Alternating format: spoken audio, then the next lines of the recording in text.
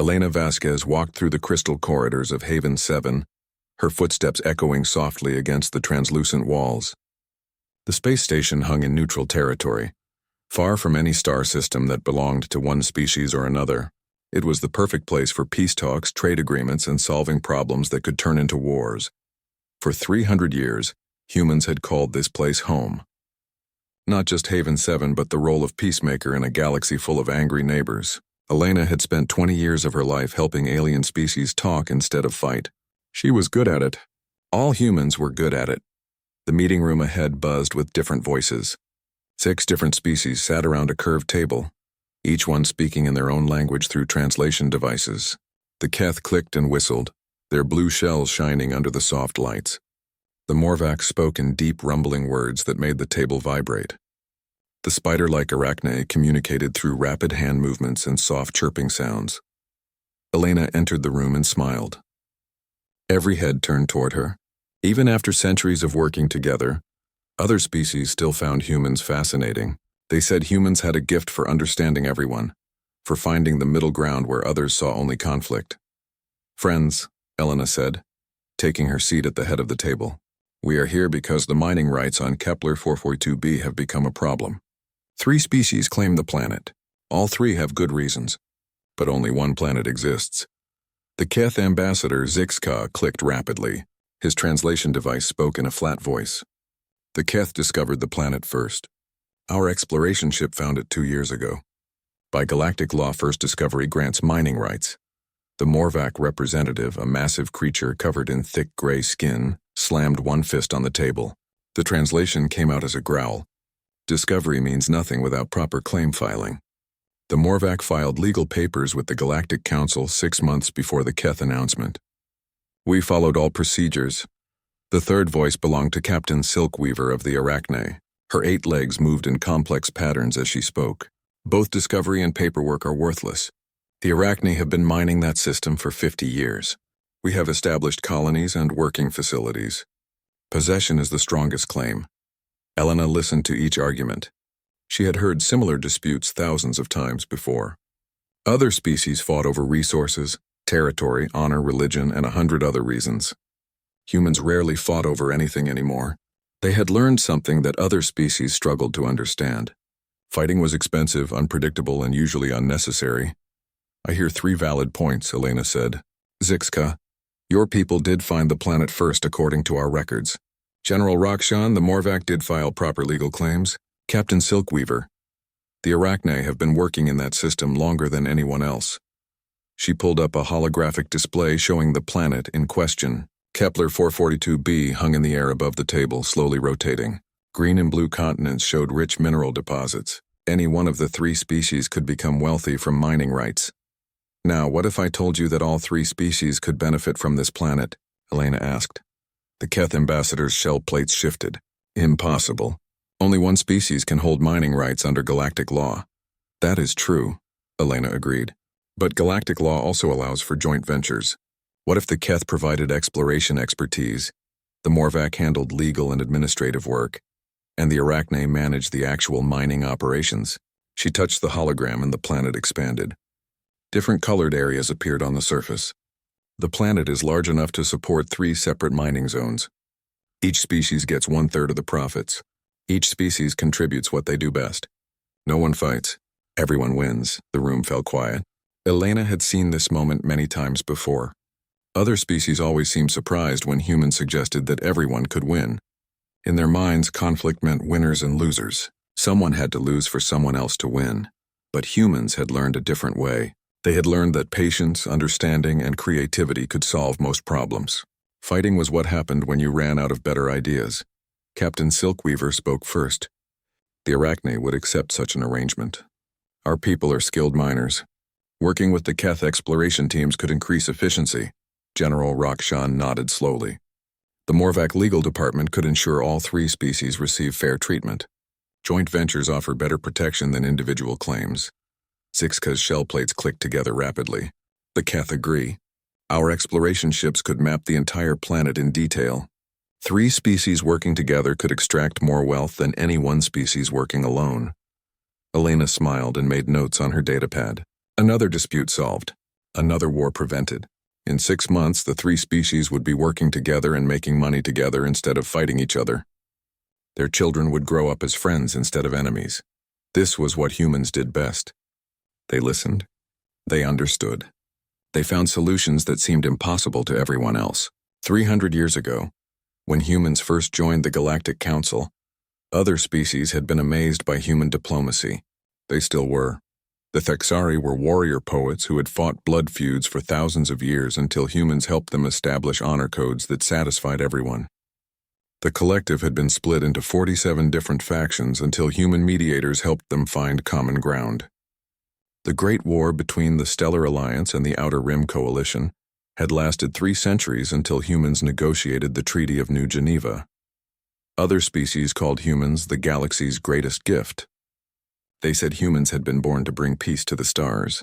They said human patience was legendary, human understanding was unmatched, and human wisdom came from some divine source. Elena finished her notes and stood up. The legal documents will be prepared within 1 week. Each species will send a representative to finalize the agreement. Any questions? There were no questions. There never were, after humans found a solution. The 3 alien ambassadors shook hands, tentacles, and claws in friendship. Another successful mediation. Another day of peace preserved. As the aliens left the meeting room, Elena gathered her materials. Tomorrow she would mediate a trade dispute between the Crystalline Syndicate and the Metal Workers Union. Next week, she would help resolve territorial boundaries between 2 expansion-minded species. Next month, she would attend the quarterly Galactic Council meeting where humans would present solutions to dozens of ongoing conflicts. It was good work. Important work. Elena believed that every war prevented saved millions of lives. Every peaceful solution meant resources spent on building instead of destroying. Every friendship forged between species made the galaxy a better place for everyone. She walked back through the crystal corridors toward her quarters. Outside the viewing ports, stars twinkled against the black of space. Somewhere out there, 3 species were already planning joint mining operations instead of preparing for war. Somewhere else, former enemies worked together because humans had helped them find better ways to solve their problems. Elena felt proud of what humans accomplished every day. They had found their purpose among the stars. They were peacemakers, mediators, and bridge builders. They were the species that other species turned to when all else failed. What Elena did not know as she settled into her quarters for the night was that this peaceful life was about to end. Forces were moving in the galaxy that would not listen to human wisdom or accept human solutions. Soon, Elena and every other human would discover that 3 centuries of peace had hidden something from the galaxy. Something the galaxy was about to learn the hard way. The emergency alert came at 0347 Galactic Standard Time. Elena woke to flashing red lights in her quarters and the harsh sound of the station's crisis alarm. She rolled out of bed and grabbed her communication device, her heart already racing. "This is Vasquez," she said into the device. "Elena, thank God." The voice belonged to Marcus Chen, her deputy coordinator. "We have a situation. Multiple situations. You need to get to the command center right now." Elena pulled on her diplomatic uniform and ran through the corridors of Haven 7. Other human staff members were doing the same, all moving with practiced efficiency toward their emergency stations. 300 years of peacekeeping had taught humans to respond quickly when crises emerged. The command center buzzed with activity. Holographic displays showed star maps across the galaxy. Red markers indicated trouble spots. Elena counted 17 red markers. That was more than she had ever seen at one time. "Report," she said as she entered the room. Marcus pointed at the largest display. "The hegemony has made simultaneous attacks on 6 different worlds. All of them were under human protection agreements. All of them had human colonies." Elena felt her stomach drop. The hegemony was an alliance of 6 warrior species that had formed 5 years ago. They called themselves the rightful rulers of the galaxy. They believed that strength was the only law that mattered, and that peaceful species deserved to be conquered. For 5 years, Elena and other human diplomats had worked to contain hegemony expansion. They had negotiated buffer zones, trade agreements, and peace treaties. They had convinced other species to offer the hegemony economic incentives to stay peaceful. It had been delicate work, but it seemed to be working until now. "Show me New Kyoto," Elena said. The display changed to show a green world with vast farms and small cities. or what had been farms and cities 6 hours ago. Now smoke rose from burning buildings. Hegemony ships hung in orbit like predators over wounded prey. 30,000 human colonists lived on New Kyoto, Marcus said quietly. We have confirmed 12,000 survivors in the evacuation ships. The rest, he did not finish the sentence. Elena stared at the burning world. 18,000 humans dead. Men, women, children who had grown food to feed other species across the galaxy. People who had never hurt anyone, never threatened anyone, never wanted anything but to live in peace. What about the other colonies? She asked. Harmony Station is under attack right now. The colonists are fighting back, but they only have farming equipment and basic security weapons. Trinity World evacuated half their population before the hegemony arrived. The others, Marcus showed her 5 more displays, 5 more human worlds burning. Elena closed her eyes and took a deep breath. When she opened them again, her expression was calm and professional. She had work to do. Call an emergency session of the Galactic Council. Full assembly. I want every species representative there within 12 hours. Already done, Marcus said. But Elena, you should know. High Commander Korthak sent a message to the Council after the attacks. He said this was just the beginning. He called it a demonstration of hegemony strength. He said peaceful species like humans need to understand their place in the natural order. Elena nodded. She had met Korthak once during failed peace negotiations. He was a Vorthak, one of the 6 hegemony species, 2 meters tall, covered in thick armor-like scales with eyes that showed no mercy. He had laughed when Elena suggested that war cost more than peace. He had called humans soft little creatures who think words can stop claws. 12 hours later, Elena stood before the Galactic Council Assembly. Representatives from 200 species filled the vast chamber. Some sat in chairs, others floated in tanks of liquid, and a few hung from the ceiling in specialized harnesses. All of them watched Elena with expressions of sympathy and concern. Friends and colleagues, Elena began. Today, the hegemony has broken 17 separate peace treaties. They have attacked 6 worlds without warning or provocation. They have killed civilians and destroyed agricultural facilities that fed 12 different species. She paused and looked around the chamber. These were the same beings she had worked with for 20 years. They trusted her. They respected human judgment. They believed in human solutions. I am here to request immediate action. Economic sanctions against all hegemony species. Military intervention to protect the remaining human colonies. And formal condemnation of these unprovoked attacks. The Keth representative Zixka clicked rapidly. The Keth offer full support for sanctions and condemnation. These attacks violate fundamental galactic law. Similar voices rose from around the chamber. The Morvac pledged aid for human refugees. The Arachne offered to stop all trade with hegemony worlds. The Crystalline Syndicate promised to freeze hegemony financial assets. But when Elena asked for military protection, the chamber grew quiet. Ambassador Velthar of the Nexus Coalition spoke carefully. Military intervention could escalate this conflict. The hegemony has powerful fleets. If we attack them directly, they might strike at our worlds too. Besides, added the representative from the outer systems, humans have always found peaceful solutions before. Surely there must be a way to negotiate with the hegemony. There must be something they want that we can offer them. Elena felt something cold settle in her chest. She looked around the chamber at faces filled with hope and expectation. They still believed that humans could fix this with words and compromise. They still thought that every problem had a peaceful solution. I have tried negotiation, Elena said. For 5 years, human diplomats have offered the hegemony everything we could think of. Trade routes, resource rights, cultural exchanges, technology sharing. They rejected all of it. High Commander Korthak has made his position clear. He believes that peaceful species are weak. He believes that strength gives the right to rule over others. The chamber buzzed with discussion. Elena could hear the conversations. Many species were scared of the hegemony. Others thought the attacks were just a negotiating tactic. Some believed that humans must have done something to provoke this violence. When the final vote came, the Council approved sanctions and condemnation. They offered aid for refugees and promised to defend their own territories if attacked, but they would not send fleets to protect human colonies. They would not take military action against the hegemony. Elena stood at the podium as the vote results appeared on the central display. She felt the eyes of 200 species watching her, waiting for her response. They expected her to accept the decision with grace. They expected her to find another way, A peaceful way, a human way. Instead, Elena spoke in a voice that was perfectly calm, but somehow different from any voice she had used before. I thank the Council for their support.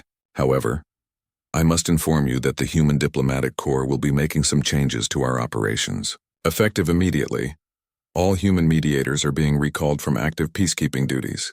All human-sponsored peace agreements will be reviewed and potentially revised. All human colonies will begin implementing new security protocols. The chamber erupted in confusion. Species representatives called out questions and concerns. They had never heard humans speak this way before. Elena waited for the noise to die down. For 300 years, humans have served as mediators, peacekeepers, and bridge builders for this galaxy. We have prevented countless wars and saved millions of lives. We did this because we believed that peace was better than conflict. We still believe that. But we have learned something important today. She paused and looked directly at the camera that broadcast council sessions across the galaxy. We have learned that some beings will only understand one language, and humans are about to become fluent in that language. Elena gathered her materials and walked out of the chamber. Behind her, 200 species sat in stunned silence. For the first time in 3 centuries, humans had walked away from a diplomatic solution. In the corridor outside, Marcus waited with a communication device. Elena, we have reports that 3 more human colonies are under attack. And there's something else. High Commander Korthak sent another message. He's threatening to attack Earth itself. Elena took the device and listened to Korthak's recorded message. The Vorthak commander's voice was full of arrogant confidence.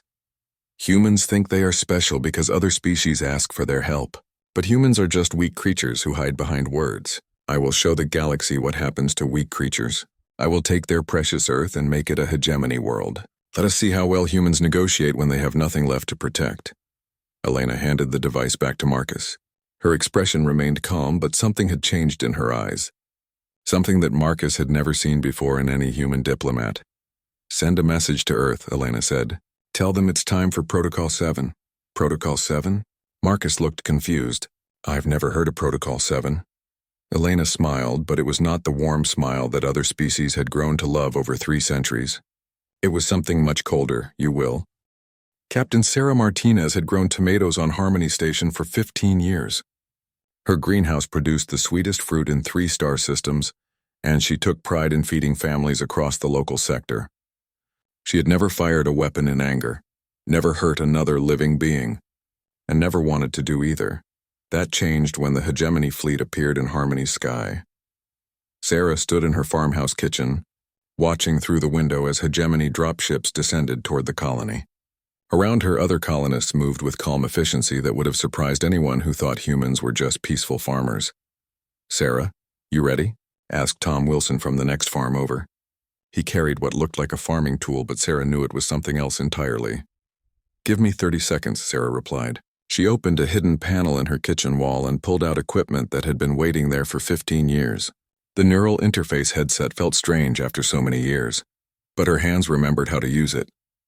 The tactical display came online immediately, showing her exactly where every hegemony soldier was landing.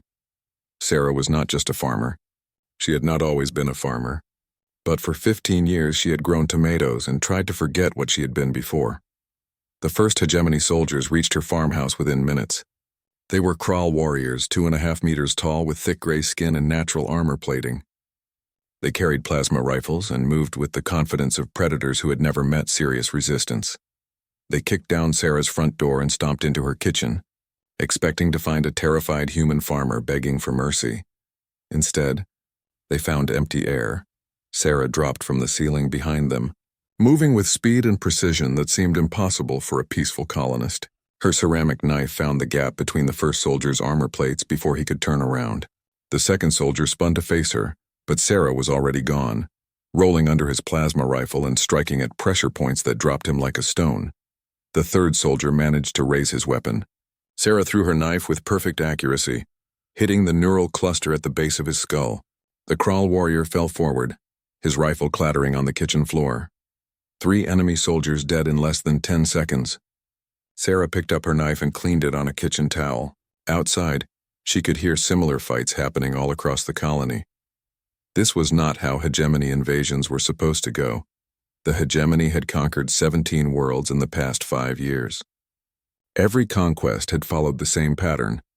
Their fleets would arrive, their soldiers would land, and the local population would surrender or die. Peaceful species always chose surrender. It was logical, practical, and realistic, but Harmony Station was not surrendering. Commander Velkrath of the Hegemony 4th Fleet stood on the bridge of his warship, staring at reports that made no sense. His ground forces had landed with overwhelming superiority. 3,000 Krull warriors against 500 human farmers. It should have been over in an hour. Instead, his soldiers were disappearing. "Sir, we have lost contact with squads 7 through 12, reported his tactical officer. Last transmission indicated they had encountered unexpected resistance. Resistance? Velkrath growled. From farmers? What kind of resistance could farmers possibly offer? The answer came when video feeds from his remaining ground troops reached the ship. Velkrath watched in disbelief as humans who looked like peaceful colonists moved like trained soldiers. They knew exactly where to strike Krull armor for maximum effect. They used the colony's infrastructure like a weapon, turning irrigation systems into traps and greenhouse structures into deadly mazes. But it was more than just fighting skill. The humans seemed to know everything about Krull tactics, Krull equipment, and Krull weaknesses. They anticipated every move his soldiers made. They had prepared for this invasion as if they had been expecting it for years. "Sir?" the tactical officer said, his voice uncertain. "Squads 1 through 6 are requesting immediate evacuation. They report that the humans are not fighting like civilians. They are fighting like what?" Velkrath demanded. "Like they know exactly how to kill us, sir." Sarah Martinez finished setting charges in the colony's main power plant. The hegemony forces had tried to capture it intact, which meant they would group their remaining soldiers there for a final push. It was exactly what she had expected them to do. She activated her communication device. "All teams, this is Greenhouse. Final phase in 30 seconds. Execute Pattern Omega on my mark." Across the colony, 47 other voices confirmed receipt of her orders. Sarah smiled grimly. Pattern Omega was something she had not used in 20 years. But muscle memory was a powerful thing. The hegemony soldiers stormed the power plant from 3 directions, using standard Krull assault doctrine. Sarah had studied that doctrine extensively during her previous life. She knew that they would expect the humans to either surrender or make a desperate last stand. They got neither. The colonists vanished into maintenance tunnels, ventilation shafts, and hidden passages that they had built into every structure on Harmony Station. The power plant became a 3-dimensional maze where humans appeared from unexpected angles, struck with lethal precision, and disappeared before the Krull could respond. Sarah watched through her tactical display as the enemy force dwindled. 200 soldiers became 100. 100 became 50. 50 became 20. Commander Velkrath made the decision that would save the lives of his remaining troops. He ordered immediate retreat. All ground forces returned to dropships immediately. "We are withdrawing from this system." "Sir," his tactical officer protested, "we have never retreated from a human colony before. What will High Command say?" Velkrath looked at the casualty reports. 3,000 soldiers sent down, 400 returning. The humans had inflicted losses that should have been impossible for farmers to achieve. "High Command will say that humans are not what we thought they were," he replied. Sarah stood in the ruins of her greenhouse, watching hegemony ships flee toward the edge of the system. Around her, the other colonists emerged from hiding places and secured positions. They moved with military precision, checking for wounded and gathering intelligence from captured equipment. "Casualty report," Sarah called out. 12 wounded, none seriously. "No fatalities," came the reply from Tom Wilson. Sarah nodded. "Acceptable losses for a defensive action against overwhelming force. Better than acceptable, actually. Much better than the hegemony was expecting." Her communication device chimed with an incoming message from Haven 7. Elena Vasquez appeared on the small screen, her expression serious but satisfied. "Sarah, I'm seeing reports that Harmony Station successfully repelled a hegemony invasion. Care to explain how farmers managed to defeat 3,000 Krull warriors?" Sarah smiled. "We had good crops this year, Elena. Very good crops." Elena's expression did not change, but something flickered in her eyes. "I see.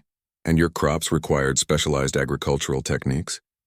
"Very specialized. Techniques we learned a long time ago and never forgot." "Understood. Please prepare a detailed agricultural report for my review.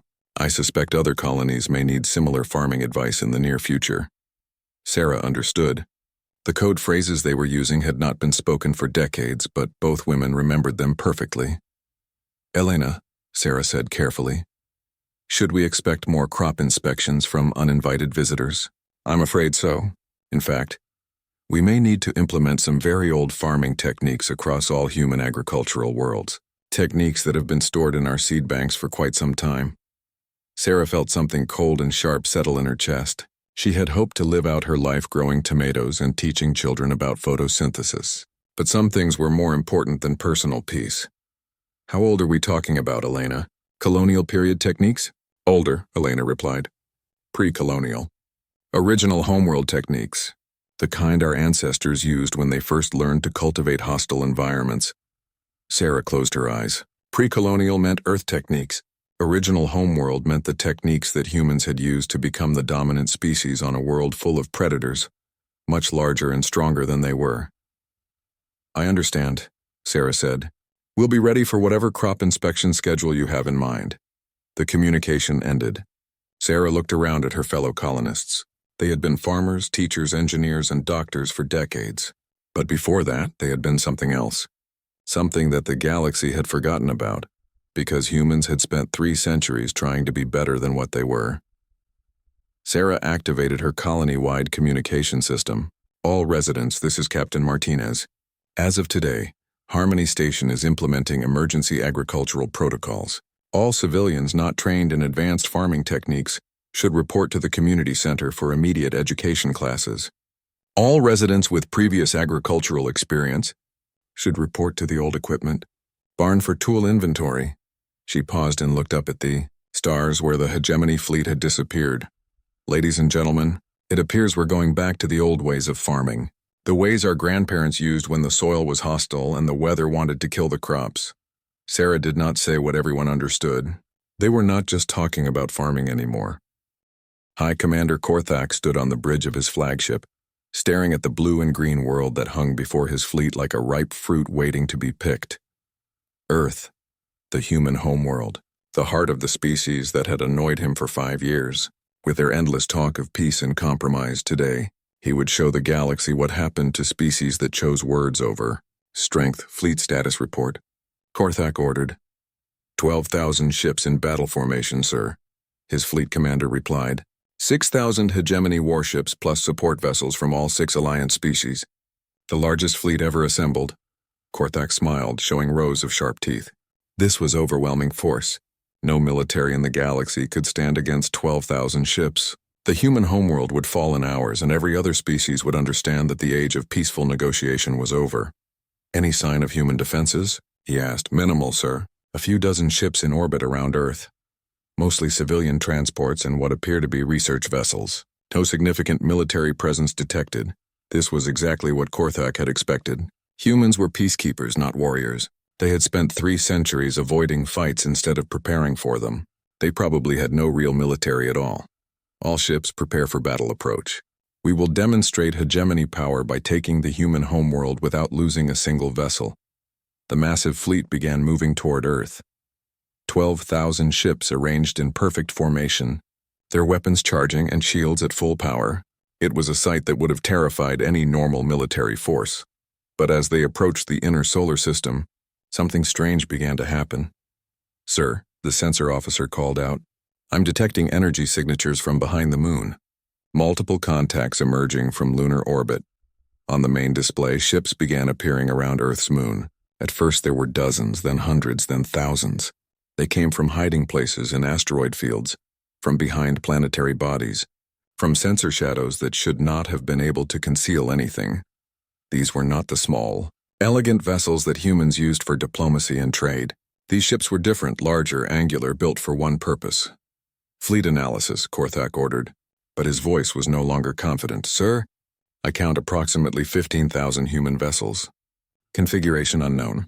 Design pattern does not match any known human ship class. Korthak felt his first moment of doubt. 15,000 ships was more than his own fleet, but that was impossible. The humans were peaceful farmers and diplomats. They did not build war fleets, Open communication channels. I will speak to whoever commands this fleet. The main screen flickered and a human woman appeared. She wore a uniform that Korthak had never seen before, dark blue with silver markings that meant nothing to him. Her expression was calm and professional, but her eyes held something that made Korthak's skin crawl. I am Admiral Sarah Chen of the Human Defense Fleet, the woman said. You are High Commander Korthak of the Hegemony Forces. We have been expecting you, Admiral. Korthak laughed. Humans do not have admirals. Humans have diplomats and peacekeepers. You cannot frighten me with costumes and pretense. Admiral Chen's expression did not change. Commander Korthak, you are correct that humans prefer diplomatic solutions. We have spent 3 centuries trying to teach the galaxy that cooperation produces better results than conflict. Unfortunately, you have proven that some species will only learn through demonstration. Behind her, Korthak could see what appeared to be a military command center. Humans in the same dark uniforms worked at stations covered with tactical displays. This looked like a real warship bridge, not something hastily assembled to fool him. Even if you have built ships, Korthak said, you do not know how to use them. Humans have no military experience. You have not fought a real war in 300 years. Admiral Chen smiled, and Korthak realized that he had never seen a human smile like that before. It was cold, calculating, and completely without mercy. Commander, you are making an interesting assumption. You assume that humans stopped being warriors 300 years ago? The truth is simpler. We chose to stop acting like warriors. We never stopped being them. The sensor officer's voice cut through the conversation. Sir, the human ships are moving into attack formation. Configuration suggests advanced tactical doctrine. This is not random deployment. Korthak looked at his tactical display. The human fleet was indeed moving with precision that suggested extensive training and experience. But that was impossible. Where could humans have gained military experience during 3 centuries of peace? Admiral Chen continued speaking. Every diplomatic mission we conducted was also an intelligence-gathering operation. Every peace treaty we negotiated included clauses that positioned our assets strategically.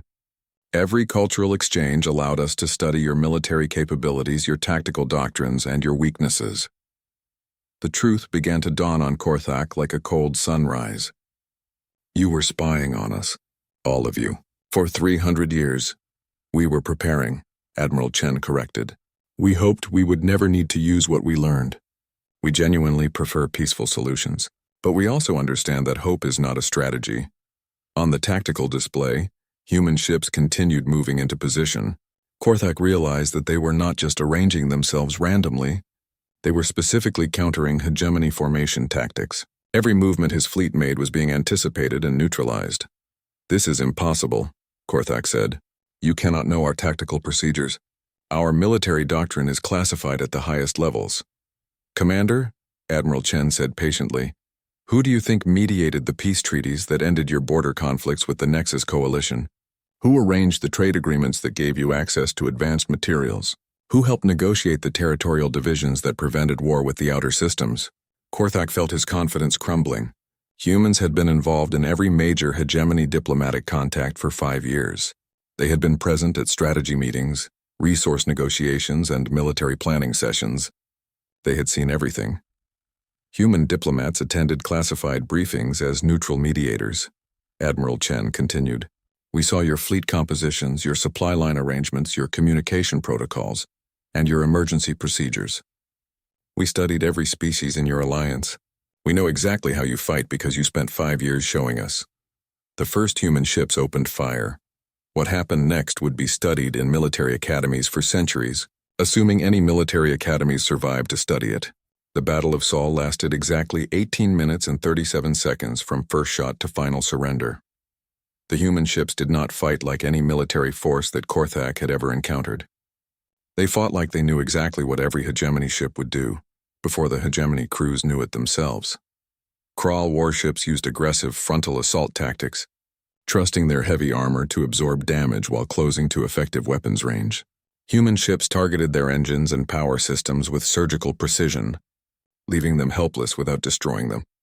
Vorthak vessels relied on swarm attacks, using speed and numbers to overwhelm enemy defenses. Human formations opened corridors that channeled the swarms into killing zones, where concentrated fire eliminated entire squadrons in seconds. Nexari ships fought in defensive formations, using overlapping shields and coordinated firing patterns. Human ships appeared behind them from directions that should have been impossible, striking at weak points that the Nixari did not know existed. Every hegemony tactic was countered before it could be implemented. Every advantage was neutralized before it could be pressed. Every strategy was defeated by opponents who seemed to know it better than the people who had created it.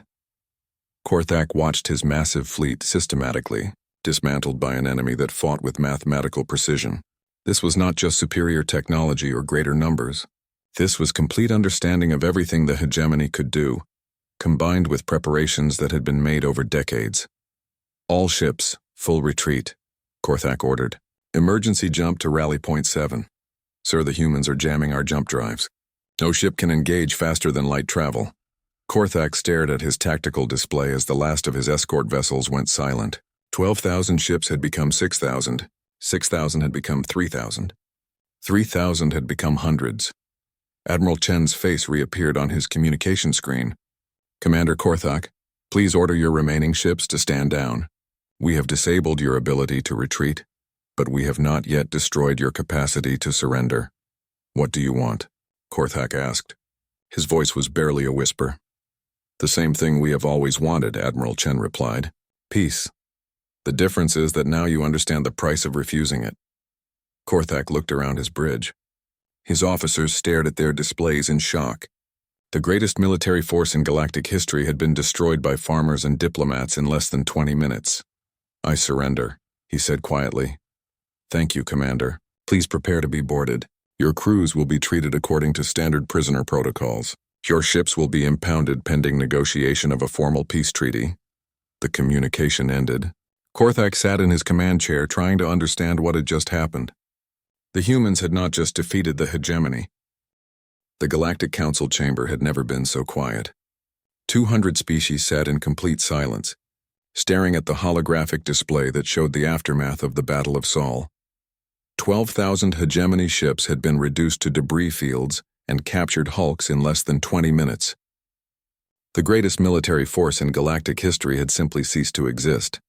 Ambassador Elena Vasquez stood at the speaker's podium, wearing the same diplomatic robes she had worn for 20 years. But something about her presence had changed. The other species no longer looked at her with the warm familiarity they had shown for centuries. Now they watched her with careful respect and barely concealed fear. The immediate crisis has been resolved, Elena said in the same calm voice she had always used. Hegemony forces have surrendered unconditionally. Their leadership is in custody and their military assets have been secured. Normal galactic commerce and communication can resume immediately. She touched a control panel, and the display changed to show peaceful scenes across the galaxy. Trade ships moving between systems, diplomatic stations resuming normal operations. Human colonies rebuilding what the hegemony had destroyed. I want to address the questions that I know many of you have. Elena continued. Yes, humans maintained military capabilities during our 3 centuries of diplomatic service.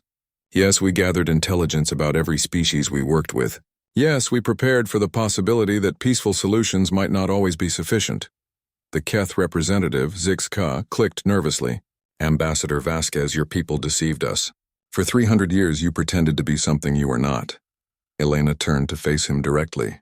Counselor Zix-Ka, we never pretended to be anything. We told you exactly what we were. We were peacekeepers. We were mediators. We were bridge builders between conflicting species. All of that was true. But you had weapons, accused the Morvac representative. You had warships and soldiers and military plans. You were preparing for war while speaking of peace. Yes, Elena agreed simply. We had all of those things. Just as your species has weapons for planetary defense. Just as the Arachne maintain security forces. Just as every species in this chamber possesses the ability to defend itself. She gestured to the display, which now showed comparative military statistics. The difference is that we chose not to use our capabilities unless absolutely necessary. We spent 3 centuries proving that peaceful solutions were preferable to violent ones. Captain Silkweaver of the Arachne spoke carefully. But the scale of your military preparation suggests something more than simple defense. You built fleets capable of conquering the entire galaxy. Elena nodded. We built fleets capable of defending the entire galaxy. There is an important difference. She changed the display again. Now it showed detailed analysis of the battle. With tactical breakdowns and strategic assessments, the assembled representatives studied the data with growing amazement. "We did not destroy the hegemony fleet," Elena explained. "We disabled it. We could have eliminated every ship and every crew member within the first 5 minutes of combat. Instead, we chose to minimize casualties while achieving our objective." The truth was evident in the statistics. Of 12,000 hegemony ships, only 300 had been completely destroyed. The rest had been disabled or captured. Of 6 million hegemony military personnel, fewer than 50,000 had been killed. It was the most one-sided military victory in galactic history, and also the most merciful. "This was not conquest," Elena said. "This was surgery. We removed a threat to galactic peace with minimum necessary force." The Nexus Coalition representative raised a tentacle. "Ambassador, if humans possessed such overwhelming military superiority, why did you allow conflicts to continue? Why did you not simply impose peace through force?" Elena's expression grew sad. "Because forced peace is not real peace. It is only temporary quiet. We wanted to teach the galaxy to choose cooperation freely, not because they feared the consequences of conflict." She touched the control panel again. The display showed centuries of human diplomatic work. Thousands of conflicts resolved, millions of lives saved, entire species that had learned to work together instead of fighting. "We succeeded mostly," Elena said. "The galaxy became more peaceful over the past 3 centuries. Species learned to negotiate instead of fight. Trade replaced conquest as the path to prosperity. Children grew up expecting cooperation rather than war. But not everyone learned," she continued. "The hegemony chose to believe that peace was weakness. They chose to attack those who could not defend themselves. They forced us to demonstrate that their beliefs were incorrect." The chamber remained silent. Elena could see the calculations happening behind alien eyes. Every species was reconsidering their relationship with humanity. Every diplomat was wondering what else humans might have hidden during 3 centuries of seemingly open cooperation. "I know what you are thinking," Elena said. "You are wondering if you can trust us. You are wondering what other secrets we might have kept. You are wondering if we will use our military power to control you, the way the hegemony tried to control others." She stepped closer to the assembled representatives. "Those are reasonable concerns. I will address them honestly."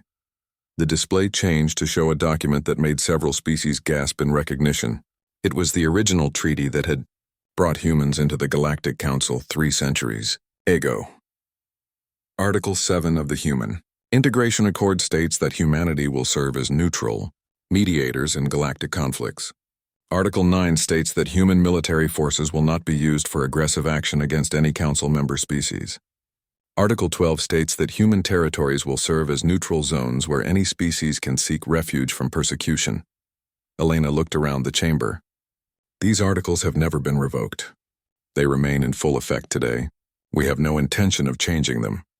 But we are adding a new article," she continued. Article 23 will state that human military forces will actively defend any peaceful species against unprovoked aggression. Not just Council members. Any species that chooses cooperation over conquest will be under human protection. The implications hit the chamber like a shockwave. Elena was not just offering continued neutrality. She was offering guaranteed security to any species that chose to live peacefully. The representative from the outer systems spoke hesitantly. "Ambassador, that is an enormous commitment. You are promising to defend the entire galaxy." "We are promising to defend the peaceful galaxy," Elena corrected. "Species that choose to attack others will discover that humans are no longer neutral mediators. We will become their active opponents." She changed the display one final time. It now showed human fleets taking positions throughout the galaxy. Not conquering or occupying, but stationed at strategic points where they could respond to any threat within hours. "This is our new role," Elena said. "We will continue to serve as mediators and peacekeepers.